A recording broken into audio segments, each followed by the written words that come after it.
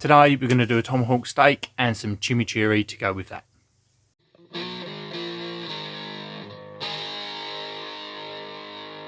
Hi, welcome along to Barbecue Life. My name's Tom. This is the home of the Kamado Bono. As I said at the beginning, today we're doing a tomahawk steak. So we've got a 1.2 kilogram tomahawk steak from the local butchers, and we're going to do some chimichurri as well. You may have seen lots of chimichurri recipes out there.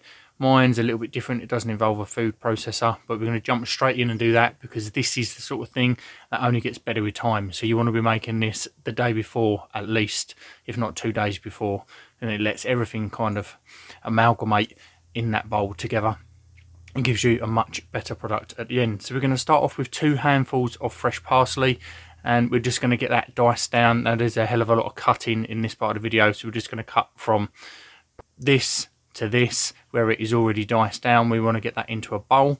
Then we're going to go in with 3 cloves of garlic. Again, we just want to get that diced down really small. Just keep running your knife through it in all different directions, and that is how we dice things down super small. That's 3 cloves of garlic into that bowl. Next we're going in with our chili. So we want to get a whole chili, de-seed that, get that chopped up really small, same sort of size again, and get that into the bowl. So that's all our chopping done.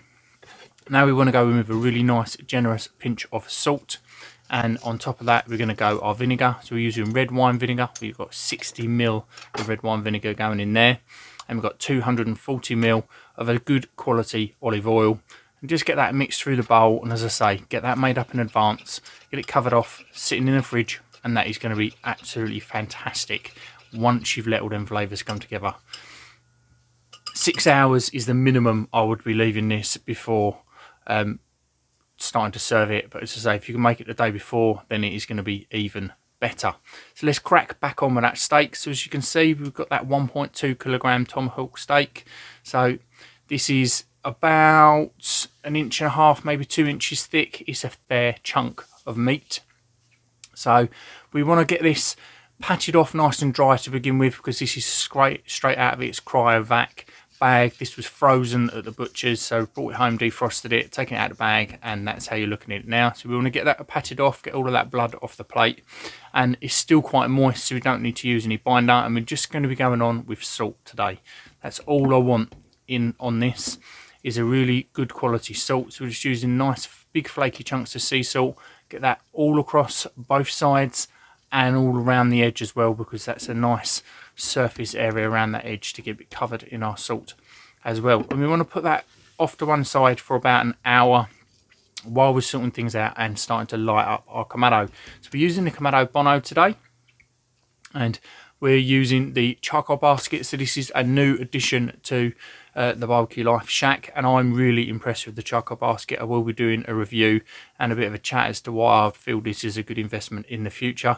But I've only had it, I've probably had it about a month now, and I've used it every single time.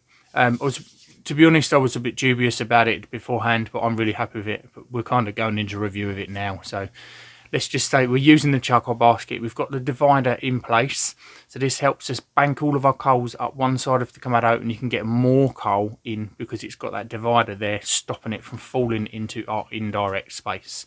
So we want to get that lit and get that really nice charcoal bed going in the bottom of there.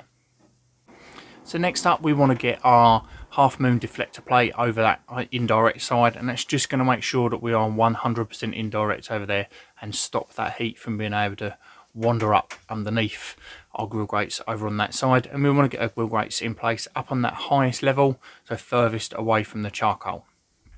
So vent settings, we're going completely open. So the top vent is set to number 3 and then kind of half open, and the bottom vent is completely open all the way across, and this is going to give us a really high temperature in the grill. So this is sitting at about 275, just using that half a basket and setting our vents up like that, and that's about right for this. We want a really high sear on this steak because we're not doing a reverse sear. We're going to sear it and then we're going to cook it on the indirect side afterwards.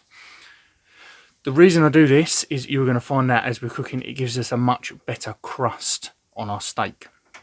So that steak's had its hour in the fridge, chilling out with that salt on there, pulling the moisture out, and we just want to get that into that Kamado on that direct side just pop it down, shut the lid down and leave that for 3 minutes. So we've got that direct heat up underneath it, and this is forming our crust on the outside. After that 3 minutes, open your lid up and we're going to flip it over, and you can see that we're already starting to char that meat on the outside. We're not burning it, we're just getting a really heavy colour on the outside, and that is what we want on this steak. So it's had our 3 minutes on the other side. So now we want to flip it, so front to back, so that if we've got any hot spots in that charcoal underneath, we're making sure that we're not just keeping the same proportion of steak over a hot spot. So if we've got a really hot spot right towards the back of the Kamado and we've cooked our steak in one position and just keep flipping it, that end of the steak is going to cook a lot quicker than the other end of the steak. So now we want to go sort of nose to tail, front to back, flip it over, so that everything's in a different position. And again, we're going for 3 minutes like that. Once that's had that 3 minutes with the lid down, we want to flip that over and give that again another 3 minutes. So it's had 6 minutes on each side at this point. We're just going to go in and double check our temperature. I'm not expecting this to be anywhere near done at this point, and it's not. We're sitting at about 30 degrees C. So at this point we want to look at our crust and decide whether we want a bit more colour on the outside, and I'm still not 100% happy with this crust, so we want to go another 3 minutes on each side. But again, we're going to change the angle. We've worked out that the hottest spot in this Kamado at the minute is right through the middle of that grill grate. So to get an even cook, we're going to turn it so that the bone is sitting over that indirect deflector plate, and the main proportion of the meat is directly in the centre of the barbecue. So it's almost had a quarter turn round. And we go 3 minutes on one side, flip it over, and another 3 minutes on the other side. At this point, we can have a look. If you are still not happy with your level of crust on there, keep flipping it every 3 minutes until you are happy with your level of crust, until you hit your desired temperature to be taken off. I'm happy at this point that we're going to come off. Just had 9 minutes on each side, a total cooking direct time of 18 minutes total, 9 minutes on each side. At this point, we check our temperature again. It's raised by another 5 degrees, and we're going to move that off to that indirect side, and it's going to sit there until it reaches our desired temperature.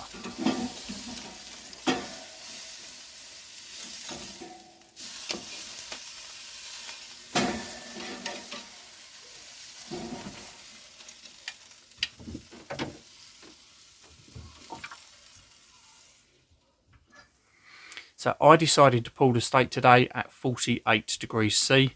That's about right for where I want it. You might want to take it a little bit further. You might want to go a little bit less. This is going to give me a really nice medium rare once it's finished resting.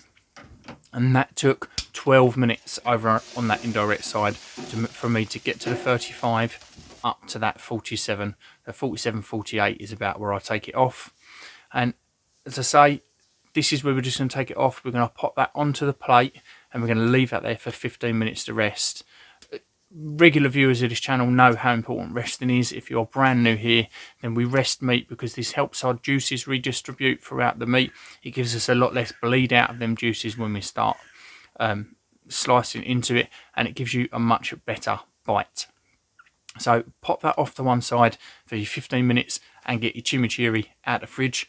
And you can set that up on a plate, take your Instagram pictures like I did myself, and just use that time while it's resting to be getting some nice shots to stick on social media. If you are on Facebook, then do make sure you join the Facebook community group for the Barbecue Life community group, it is called, and share your cooks in there. It's not just got to be things that you've taken from the channel. It can be your cooks on anything. It can be any advice you want, any advice you want to give out. We're a really nice community sitting just under 2,000 people, and I want more people to be sharing their cooks on there and sharing the barbecue love.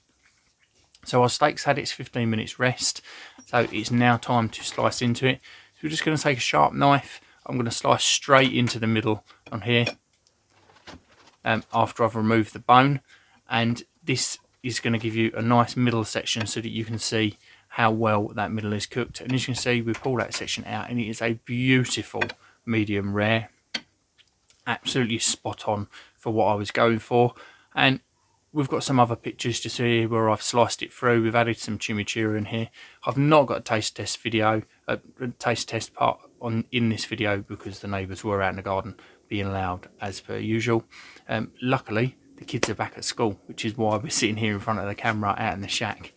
And it's a bit quieter, so we hopefully can get back to doing some more taste tests when the surroundings permit. But I can assure you that this steak was absolutely wicked.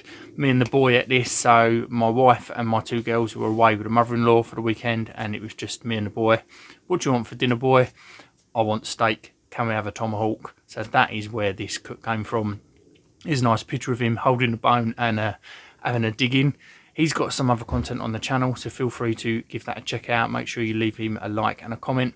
And if you've liked what we're doing here on this video, then please do smash that like button. Leave me a comment and let me know what you think. And if you're not subscribed, hit that subscribe button. Cheers.